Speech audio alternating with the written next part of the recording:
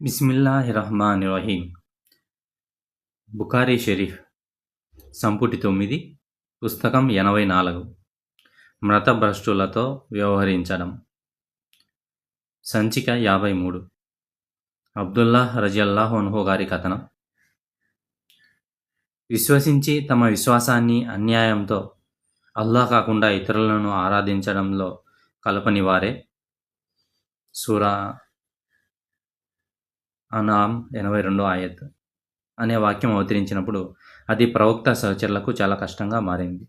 వారు మనలో ఎవరు తమ విశ్వాసాన్ని అన్యాయంతో కలపలేదు అని అన్నారు. దానిపై అల్లా ప్రవక్త ఎలా అన్నారు? ఈ వాక్యం యొక్క ఉద్దేశం అది కాదు. లుక్మాన్ అలైహిస్సలాం చెప్పిన మాటను మీరు వినలేదా? నిశ్చయంగా అల్లాహతో పాటు ఇతరులను ఆరాధించడం నిజంగా ఒక పెద్ద తప్పు. సూరా లుక్మాన్లో 13వ ఆయత్. 54వ హదీస్. అబూ బకర్ రజియల్లాహు అన్హు గారి కథనం. ప్రవక్త గారు ఇలా అన్నారు: మహాపాపాల్లోకెల్లా అతి పెద్దవి ఏమంటే అల్లాతో పాటు ఇతరులను కూడా ఆరాధించడం, తల్లిదండ్రుల పట్ల అవిధేయత చూపడం మరియు అబద్ధపు సాక్ష్యం చెప్పడం. ఆయన దానిని 3 సార్లు పునరావృతం చేశారు, లేదా ఒక అబద్ధపు వాక్యం అని అన్నారు. మరియు ఆయన ఇలా చెప్పడం మానేస్తే బాగుండునని మేము కోరుకునేంత వరకు ఆ హెచ్చరికను పునరావృతం చేస్తూనే ఉన్నారు. హదీసు 55. అబ్దుల్లా బిన్ అమర్ రజియల్లాహు అన్హు గారి కథనం ప్రకారం ఒక బెదూయిన్ ప్రవక్త గారి వద్దకు వచ్చి, ఓ అల్లా ప్రవక్త, మహాపాపాలు ఏవి అని అడిగారు. దానికి ప్రవక్త గారు అల్లాతో పాటు ఇతరులను కూడా ఆరాధించడం అని చెప్పారు. ఆ బెదూయిన్ తర్వాత ఏమిటి అని అడిగారు. ప్రవక్త సల్లల్లాహు అలైహి వసల్లం ఇలా అన్నారు: తల్లిదండ్రుల పట్ల అవిధేయత చూపడం. ఒక బెదూయిన్ ఇలా అన్నారు: తర్వాత ఏమిటి? ప్రవక్త సల్లల్లాహు అలైహి వసల్లం గారు ఇలా అన్నారు: అల్ గుమూస్ అనే ప్రమాణం చేయడం. ఆ బెదూయిన్ ఇలా అన్నారు: అల్ గుమూస్ ప్రమాణం అంటే ఏమిటి? ప్రవక్త సల్లల్లాహు అలైహి వసల్లం గారు ఇలా అన్నారు: అది ఒక అసత్య ప్రమాణం. దాని ద్వారా ఒక ముస్లిం యొక్క ఆస్తిని అన్యాయంగా లాక్కుంటారు. సంఖ్య 56. ఇబ్నే మసూద్ రజియల్లాహు అన్హు గారి కథనం. ఒక వ్యక్తి ఇలా అన్నారు: ఓ అల్లా ప్రవక్త, ఇస్లాంకు పూర్వపు అజ్ఞాన కాలంలో మేము చేసిన దానికి మాకు శిక్ష పడుతుందా? ప్రవక్త సల్లల్లాహు అలైహి వసల్లం గారు ఇలా అన్నారు: ఇస్లాంలో ఎవరైతే మంచి చేస్తారో వారు ఇస్లాంకు పూర్వపు అజ్ఞాన కాలంలో చేసిన దానికి శిక్షించబడరు. మరియు ఇస్లాంలో ఎవరైతే చెడు చేస్తారో వారు వారి పూర్వపు మరియు తర్వాతి చెడు పనులకు శిక్షించబడతారు. హదీస్ 57. ఇక్రమా రజియల్లాహు అన్హు గారి కథనం ప్రకారం కొంతమంది జనాదీఖాలను, నాస్తికులను అలీ రజియల్లాహు అన్హు వారి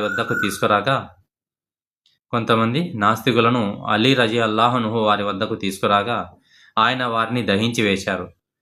ఈ సంఘటన వార్త ఇబ్నే అబ్బాస్ రజియల్లాహు అన్హుకు చేరగా ఆయన ఇలా అన్నారు: నేను ఆయన స్థానంలో ఉంటే వారిని దహించి వేసి ఉండేవాడిని కాదు, ఎందుకంటే అల్లాహ్ ప్రవక్త దానిని నిషేధించారు. ఆయన అల్లాహ్ శిక్షతో అనగా అగ్నితో ఎవరిని శిక్షించవద్దు అని అన్నారు. అల్లాహ్ ప్రవక్త యొక్క వాక్యం ప్రకారం నేను వారిని చంపివేసి ఉండేవాడిని. ఎవరైనా తమ ఇస్లాం మతాన్ని మార్చుకుంటే అతడిని చంపండి. సంఖ్య 58. అబూ బుర్దా రజియల్లాహు అన్హు గారి కథనం ప్రకారం అబూ మూసా రజియల్లాహు అన్హు గారు ఇలా అన్నారు: అల్లాహ్ ప్రవక్త సల్లల్లాహు అలైహి వసల్లం సివాక్తో పళ్ళు తోముకుంటున్నప్పుడు నేను అషారియన్ తెగకు చెందిన 2 వ్యక్తులతో కలిసి ఆయన వద్దకు వచ్చాను. ఒకరు నా కుడివైపున, మరొకరు నా ఎడమవైపున ఉన్నారు. ఆ 2 వ్యక్తులు ఆయనను ఏదైనా ఉద్యోగం అడిగారు. అప్పుడు ప్రవక్త సల్లల్లాహు అలైహి వసల్లం, ఓ అబూ మూసా, ఓ అబ్దుల్లా బిన్ కైస్ అని అన్నారు: నేను నిన్ను సత్యంతో పంపిన ఆయనపై ప్రమాణం చేసి చెబుతున్నాను, ఈ 2 వ్యక్తులు తమ హృదయాల్లో ఏముందో నాకు చెప్పలేదు, మరియు వారు ఉద్యోగం కోసం చూస్తున్నారని నేను గ్రహించలేకపోయాను అని అన్నాను. అతని పెదవుల కింద ఒక మూలకు లాగబడుతున్న అతని సివాక్ను నేను ఇప్పుడు చూస్తున్నట్లుగా అతను ఇలా అన్నారు: ఉద్యోగం కోరే వారిని మేము మా పనుల కోసం ఎప్పుడూ నియమించము, కానీ ఓ అబూ మూసా, యమన్కు వెళ్ళు. అప్పుడు ప్రవక్త అతని వెనుక ముఆద్ బిన్ జబల్ను పంపారు. ముఆద్ అతని వద్దకు చేరుకున్నప్పుడు అతని కోసం ఒక దిండు పరిచి దానిపై కూర్చోమని కోరారు. ఇదిగో చూడండి, అబూ మూసా పక్కన సంకెళ్లతో బంధించబడిన ఒక వ్యక్తి ఉన్నారు. ముఆద్, ఈ వ్యక్తి ఎవరు అని అడిగారు. అబూ మూసా, అతను ఒక యూదుడు, తరువాత ముస్లిం అయ్యాడు, ఆపై తిరిగి యూద మతంలోకి మారాడు అని చెప్పారు. అప్పుడు అబూ మూసా మువాద్ను కూర్చోమని కోరారు. కానీ మువాద్ రజియల్లాహు అన్హు అతన్ని చంపేంత వరకు నేను కూర్చోను, ఇది అల్లాహ్ మరియు ఆయన ప్రవక్త యొక్క తీర్పు అని చెప్పి ఆ మాటను 3 సార్లు పునరావృతం చేశారు. అప్పుడు అబూ మూసా ఆ వ్యక్తిని చంపమని ఆజ్ఞాపించారు మరియు అతను చంపబడ్డారు. అబూ మూసా రజియల్లాహు అన్హు ఇంకా ఇలా అన్నారు, అప్పుడు మేము రాత్రి నమాజుల గురించి చర్చించుకున్నాం మరియు మాలో ఒకరు, నేను నమాజ్ చేసి నిద్రపోతాను మరియు నా నమాజులతో పాటు నా నిద్రకు కూడా అల్లాహ్ ప్రతిఫలం ఇస్తున్నాడని ఆశిస్తున్నాను అని అన్నారు. సంఖ్య 59. అబూ హురైరా రజియల్లాహు అన్హు గారి కథనం. ప్రవక్త సల్లల్లాహు అలైహి వసల్లం గారు మరణించి అబూబకర్ ఆయన వారసుడు అయ్యాక కొంతమంది అరబులు అవిశ్వాసంలోకి తిరిగి వెళ్ళినప్పుడు ఉమర్ రజియల్లాహు అన్హు ఇలా అన్నారు, ఓ అబూబకర్, అల్లాహ్ ప్రవక్త సల్లల్లాహు అలైహి వసల్లం ఇలా అన్నప్పటికీ మీరు ఈ ప్రజలతో ఎలా పోరాడగలరు? ప్రజలు అల్లాహ్ తప్ప మరెవరిని ఆరాధించే హక్కు లేదు అని పలికే వరకు వారితో పోరాడమని నాకు ఆజ్ఞాపించబడింది. మరియు అల్లాహ్ తప్ప మరెవరిని ఆరాధించే హక్కు లేదు అని పలికిన వాడి ఆస్తిని, ప్రాణాన్ని అల్లాహ్ నా నుండి కాపాడుతారు. అయితే అతను న్యాయబద్ధమైన శిక్షకు అర్హమైన పని చేస్తే తప్ప అతని లెక్క అల్లాహ్ వద్ద ఉంటుంది. అబూబకర్ రజియల్లాహు అన్హు ఇలా అన్నారు, అల్లాహ్ సాక్షిగా ప్రార్థనలకు జకాత్కు మధ్య భేదం చూపిన వారితో నేను పోరాడుతాను. ఎందుకంటే జకాత్ అనేది అల్లాహ్ ఆజ్ఞల ప్రకారం ఆస్తి నుండి తీసుకోబడే హక్కు. అల్లాహ్ సాక్షిగా వారు అల్లాహ్ ప్రవక్తకు చెల్లించే ఒక పిల్లాడిని కూడా నాకు చెల్లించడానికి నిరాకరిస్తే దానిని నిలిపివేసినందుకు నేను వారితో పోరాడతాను. ఉమర్ రజియల్లాహు అన్హు ఇలా అన్నారు, అల్లాహ్ సాక్షిగా అది ఏమీ కాదు, కానీ పోరాడాలనే నిర్ణయం వైపు అల్లాహ్ అబూబకర్ రజియల్లాహు అన్హు హృదయాన్ని తెరిచాడని నేను గమనించాను. అందువల్ల అతని నిర్ణయం సరైనదని నేను గ్రహించాను. హదీసు 60. అనస్ బిన్ మాలిక్ రజియల్లాహు అన్హు గారి కథనం ప్రకారం ఒక యూదుడు అల్లాహ్ ప్రవక్త సల్లల్లాహు అలైహి వసల్లం గారి వద్దకు వచ్చి అస్సాము అలైకా అన్నారు. దానికి ప్రవక్త గారు జవాబుగా మేము అన్నారు. అప్పుడు అల్లాహ్ ప్రవక్త తన సహచరులతో, అతను ఆ యూదుడు ఏమి అన్నాడో మీకు తెలుసా? అతను అస్సాము అలైకా అన్నారు. వారు, ఓ అల్లాహ్ ప్రవక్త, మేము అతన్ని చంపాలా అని అడిగారు. అందుకు ప్రవక్త గారు, వద్దు, గంధ ప్రజలు మీకు సలాం చేసినప్పుడు వా అలైకుం అని చెప్పండి అన్నారు. సంఖ్య 61. ఆయిషా రజియల్లాహు అన్హా గారి కథనం. ఒక యూదుల బృందం ప్రవక్తను సందర్శించడానికి అనుమతి కోరింది మరియు వారిని అనుమతించినప్పుడు వారు అస్సాము అలైకా అన్నారు. మేము వారితో ఇలా అన్నాను, కానీ మరణం మరియు అల్లాహ్ శాపం మీపై ఉండుగాక. ప్రవక్త ఎలా అన్నారు, ఓ ఆయిషా, అల్లాహ్ దయగలవాడు మరియు సౌమ్యుడు మరియు ప్రతి ఒక్కరూ అన్ని విషయాలలో దయగా మరియు సౌమ్యంగా ఉండాలని ఆయన కోరుకుంటారు. నేను ఇలా అన్నాను, వారు ఏమన్నారో మీరు వినలేదా? ఆయన ఇలా అన్నారు, నేను వారితో ఇలా అన్నాను, వా అలైకుం మరియు మీపై కూడా. సంఖ్య 62. ఇబ్నే ఉమర్ రజియల్లాహు అన్హు గారి కథనం ప్రకారం అల్లాహ్ ప్రవక్త ఇలా అన్నారు, యూదులు మీలో ఎవరికైనా శుభాకాంక్షలు తెలిపినప్పుడు వారు ఇలా అంటారు, సమ్ అలైకా, మరణం మీపై ఉండుగాక. కాబట్టి మీరు కూడా ఇలా చెప్పాలి, వా అలైకా, మరియు మీపై కూడా. సంఖ్య 63. అబ్దుల్లా రజియల్లాహు అన్హు గారి కథనం. ప్రజలు కొట్టి గాయపరిచిన ఒక ప్రవక్త గురించి ప్రవక్త మాట్లాడుతుండగా నేను ఆయనను చూస్తున్నట్లుగా ఉంది. ఆయన తన ముఖంపై ఉన్న రక్తాన్ని తుడుచుకుంటూ, ఓ ప్రభు అని అన్నారు, క్షమించు, నా ప్రజలకు తెలియని విధంగా ఇవ్వండి. హదీస్ 64. అలీ రజియల్లాహు అన్హు గారి కథనం ప్రకారం నేను మీకు అల్లాహ్ ప్రవక్త నుండి ఒక కథనాన్ని చెప్పినప్పుడల్లా అల్లాహ్ సాక్షిగా ఆయనకు ఒక తప్పుడు వాక్యాన్ని ఆపాదించడం కంటే ఆకాశం నుండి కింద పడిపోవడమే మేలు. కానీ నేను మీకు మరియు నాకు మధ్య ఏదైనా హదీస్ విషయం చెబితే అది నిస్సందేహంగా ఒక మోసం. అంటే నేను నా శత్రువును మోసం చేయడానికి విషయాలు చెప్పవచ్చు. నిస్సందేహంగా నేను అల్లాహ్ ప్రవక్త ఇలా చెప్పడం విన్నాను. అంత్య దినాల్లో కొంతమంది అవివేక యువకులు కనిపిస్తారు. వారు ఉత్తమమైన మాటలు చెబుతారు, కానీ వారి విశ్వాసం వారి గొంతులు దాటి వెళ్ళలేదు. అంటే వారికి విశ్వాసం ఉండదు. మరియు ఒక బాణం వేట నుండి బయటకు వెళ్ళినట్లుగా వారు తమ మతం నుండి బయటకు వెళ్ళిపోతారు. కాబట్టి మీరు వారిని ఎక్కడ కనుగొన్నా వారిని చంపండి, ఎందుకంటే వారిని చంపిన వారికి పునరుత్థాన దినాన ప్రతిఫలం లభిస్తుంది. సంఖ్య 65. అబ్దుల్లా బిన్ అమర్ బిన్ యాసార్ రజియల్లాహు అన్హు గారి కథనం ప్రకారం వారు అబూ సయీద్ అల్ ఖుద్రీ రజియల్లాహు అన్హు వద్దకు వెళ్ళి ఒక ప్రత్యేకమైన అసంప్రదాయ మతవర్గమైన అల్ హరౌరియా గురించి ఆయనను అడిగారు. వారి గురించి ప్రవక్త గారు ఏమైనా చెప్పడం మీరు విన్నారా? అబూ సయీద్ రజియల్లాహు అన్హు ఇలా అన్నారు, అల్ హరౌరియా అంటే ఏమిటో నాకు తెలియదు, కానీ ప్రవక్త గారు ఇలా చెప్పడం నేను విన్నాను. ఈ జాతిలో ఉద్భవిస్తారు. ఆయన ఇలా చెప్పలేదు. ఈ జాతి నుండి పైకి భక్తి పలువుగా కనిపిస్తున్నారంటే మీరు మీ ప్రార్థనలను వారి ప్రార్థనల కంటే తక్కువగా భావిస్తారు. కానీ వారు ఖురాన్ను పఠిస్తారు. దాని బోధనలు వారి గొంతులను దాటి వెళ్ళవు. మరియు బాణం వారి శరీరం గుండా దూసుకుపోయినట్లుగా వారి మతం నుండి బయటికి వెళ్ళిపోతారు. వేటి జంతువు అప్పుడు విలుకాడు మరియు తన బాణాన్ని, దాని నక్సులను, రిఫాస్ను మరియు దాని హుకాను చూసి దాని రక్తం అంటిందో లేదో నిర్ధారించుకోవచ్చు. అంటే వారిలో ఇస్లాం యొక్క అనువాలను కూడా ఉండవు. సంఖ్య 66.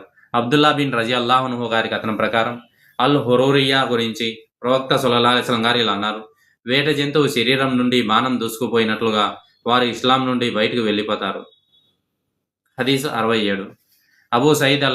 అబూ సయీద్ రజియల్లాహు అన్హు గారి కథనం ప్రకారం ప్రవక్త సల్లల్లాహు అలైహి వసల్లం ఏదో పంచిపెడుతుండగా అబ్దుల్లా బిన్ దిల్ హువైసిరా అత్ తమీమీ వచ్చి, ఓ అల్లాహ్ ప్రవక్త, న్యాయంగా ఉండండి అని అన్నారు. అందుకు ప్రవక్త సల్లల్లాహు అలైహి వసల్లం, నీకు వినాశనం తప్పదు, నేను న్యాయంగా ఉండకపోతే ఇంకెవరు ఉంటారు అన్నారు. ఉమర్ బిన్ అల్ ఖత్తాబ్ రజియల్లాహు అన్హు అతని మెడ నరికివేయడానికి నాకు అనుమతి ఇవ్వండి అని అన్నారు. అందుకు ప్రవక్త సల్లల్లాహు అలైహి వసల్లం అతన్ని వదిలేయి, ఎందుకంటే అతనికి సహచరులు ఉన్నారు. నీ నమాజులను వారి నమాజులతో, నీ ఉపవాసాలను వారి ఉపవాసాలతో పోల్చి చూస్తే వారి నమాజులు ఉపవాసాలతో పోలిస్తే నీ నమాజులు ఉపవాసాలు నీకే తక్కువగా కనిపిస్తాయి. అయినప్పటికీ ఒక బాణం వేట జంతువు శరీరం గుండా దూసుకుపోయినట్లుగా వారు ధర్మం నుండి బయటికి వెళ్ళిపోతారు. ఆ బాణం యొక్క ఖుదాద్ గుర్తును పరిశీలిస్తే దానిపై ఏమీ కనబడదు, మరియు దాని నస్సులను పరిశీలించినప్పుడు కూడా దానిపై ఏమీ కనబడదు. ఆ తర్వాత దాని నదిని పరిశీలిస్తారు, దానిపై ఏమీ కనుగొనబడదు. ఆ బాణం పేడ మరియు రక్తంతో అంటనంత వేగంగా ఉంటుంది. ఈ వ్యక్తులను గుర్తించడానికి ఉపయోగపడే చిహ్నం ఒక వ్యక్తి, అతని ఒక చెయ్యి లేదా ఒక స్త్రీ రొమ్ము వలె కదిలే మాంసపు ముక్క వలె ఉంటుంది. ప్రజల మధ్య వివాదాలు తలెత్తినప్పుడు ఈ వ్యక్తులు కనిపిస్తారు. అబూ సయీద్ రజియల్లాహు అన్హు ఇంకా ఇలా అన్నారు, నేను దీనిని ప్రవక్త సల్లల్లాహు అలైహి వసల్లం నుండి విన్నానని సాక్ష్యం ఇస్తున్నాను, మరియు నేను అతనితో ఉన్నప్పుడు అలీ రజియల్లాహు అన్హు ఆ వ్యక్తులను చంపాడని కూడా సాక్ష్యం ఇస్తున్నాను. ప్రవక్త ఇచ్చిన వర్ణనతో ఉన్న వ్యక్తిని అలీ రజియల్లాహు అన్హు వద్దకు తీసుకువచ్చారు. ఆ వ్యక్తిని అంటే అబ్దుల్లా బిన్ హువైసిరా అత్ తర్నీమీకి సంబంధించిన ఈ కింది వచనాలను అవతరించాయి. మరియు వారిలో నిన్ను నిందించే పురుషులు ఉన్నారు దాన ధర్మాల పంపిణీ విషయంలో. సూరా తౌబాలో 58వ ఆయత్. 68వ హదీస్. యుసైద్ బిన్ అమర్ రజియల్లాహు అన్హు గారి కథనం, నేను సహల్ బిన్ హునైఫ్ను అల్ ఖవారిజ్ గురించి ప్రవక్త గారు ఏమైనా చెప్పడం మీరు విన్నారా అని అడిగాను. అతను ఆయన ఇరాక్ వైపు చేయి చూపిస్తూ ఇలా చెప్పడం నేను విన్నాను. దానిలో అంటే ఇరాకులో కొంతమంది కనిపిస్తారు, వారు ఖురాన్ను పఠిస్తారు కానీ అది వారి గొంతుల్లో దాటి వెళ్ళదు, మరియు వారు ఒక వేట జంతువు శరీరం గుండా బాణం దూసుకుపోయినట్లుగా ఇస్లాం నుండి బయటకు వెళ్ళిపోతారు. హదీసు 69. అబూ హురైరా రజియల్లాహు అన్హు గారి కథనం, అల్లాహ్ ప్రవక్త సల్లల్లాహు అలైహి వసల్లం గారు ఇలా అన్నారు, 2 భారీ సమూహాలు ఒకదానితో ఒకటి పోరాడుకునే వరకు అంతిమ గడియ రాదు, వాటి వాదన ఒకటే. సంఖ్య 69. అబూ హురైరా రజియల్లాహు అన్హు గారి కథనం, అల్లాహ్ ప్రవక్త సల్లల్లాహు అలైహి వసల్లం గారు ఇలా అన్నారు, 2 భారీ సమూహాలు ఒకదానితో ఒకటి పోరాడుకునే వరకు అంతిమ గడియ రాదు, వాటి వాదన ఒకటే. అబ్దుల్లా రజియల్లాహు అన్హు విశ్వసించి తమ విశ్వాసాన్ని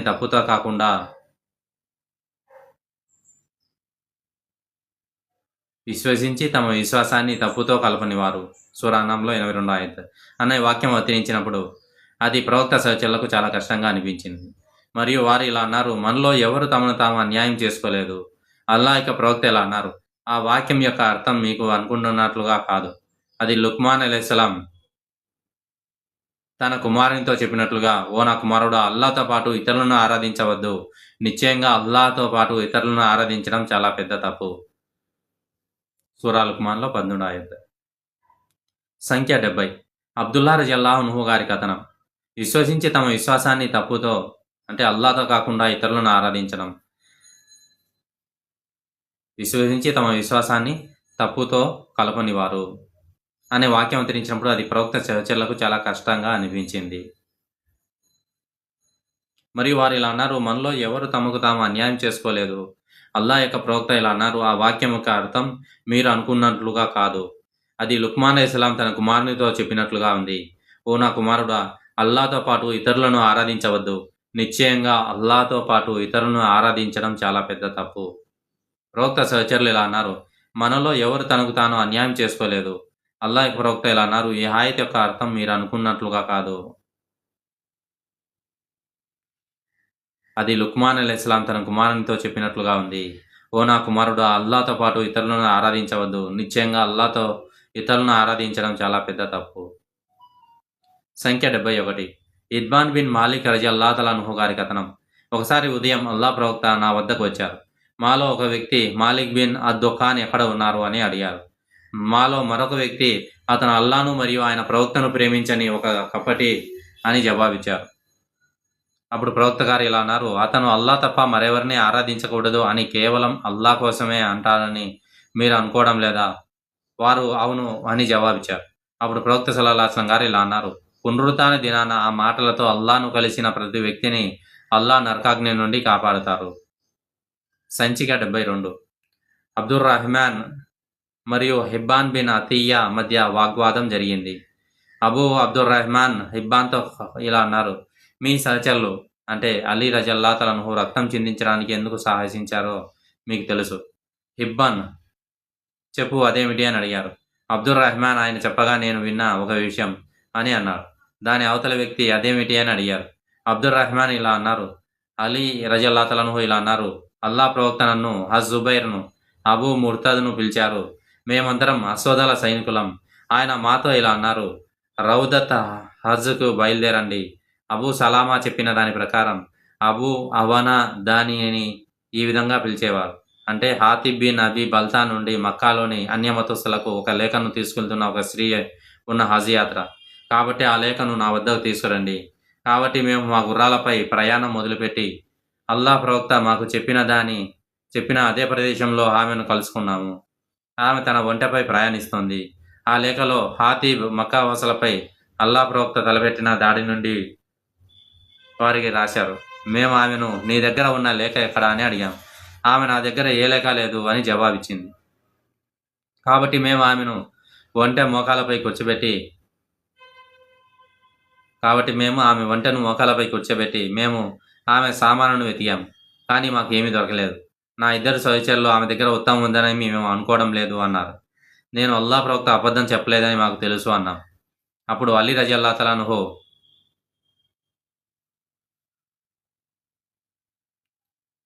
ఎవరి మీద ప్రమాణం చేయాలో ఆయన మీద ప్రమాణం, నువ్వు ఆ ఉత్తరాన్ని బయటికి తీసుకురావాలి, లేకపోతే మేము నీ బట్టలు విప్పేస్తాము అని ప్రమాణం చేశారు. అప్పుడు ఆమె తన నడుము చుట్టూ ఉన్న పట్టీ వైపు చేయి చాచి ఆ కాగిత ఉత్తరాన్ని బయటికి తీసింది. వారు ఆ ఉత్తరాన్ని అల్లా ప్రవక్త వద్దకు తీసుకెళ్లారు. ఉమర్ రజియల్లాహు తఆలా అన్హు, ఓ అల్లా ప్రవక్త, అల్లాహకు మరియు ఆయన ప్రవక్తకు మరియు విశ్వాసులకు ద్రోహం చేశారు. మేము అతని మెడ నరికివేస్తాము అన్నారు. అల్లా ప్రవక్త, ఓ హాతీబ్, నువ్వు చేసిన పని చేయడానికి నిన్ను ఏది ప్రేరేపించింది అని అడిగారు. హాతీబ్, ఓ అల్లా ప్రవక్త, నేను అల్లాను మరియు ఆయన ప్రవక్తను ఏ కారణం చేత విశ్వసించకూడదు. కానీ నేను మక్కా ప్రజలకు మేలు చేయాలనే ఉద్దేశంతో దాని ద్వారా నా కుటుంబం మరియు ఆస్తి రక్షించబడవచ్చు. ఎందుకంటే మీ సహచరులలో ప్రతి ఒక్కరికి వారి కుటుంబాన్ని మరియు ఆస్తిని రక్షించమని అల్లాను కోరే బంధువులు ఉంటారు అని ప్రవక్త అన్నారు. దానికి అతను చెప్పింది నిజమే, కాబట్టి అతనితో మంచి తప్ప మరేమి మాట్లాడవద్దు అని ప్రవక్త అన్నారు. ఉమర్ రజియల్లాహు తఆలా అన్హు మళ్ళీ, ఓ ప్రవక్త, అతను అల్లాహకు మరియు ఆయన ప్రవక్తకు మరియు విశ్వాసులకు ద్రోహం చేశాడు, అతని మెడ నరిగి వేస్తాను అని అన్నారు. ప్రవక్త, అతను బద్ర్ యుద్ధంలో పోరాడిన వారిలో ఒకరు కాదా? మరియు నీకేం తెలుసు? అల్లాహ్ వారిని చూసి మీకు నచ్చింది చేసుకోండి, ఎందుకంటే నేను మీకు స్వర్గాన్ని ప్రసాదించాను అని చెప్పి ఉండవచ్చు అని అన్నారు. దానికి ఉమర్ రజియల్లాహు తఆలా అన్హు కళ్ళు నీళ్లతో నిండిపోయాయి మరియు అతను అల్లాహ్ మరియు ఆయన ప్రవక్తకే బాగా తెలుసు అని అన్నారు.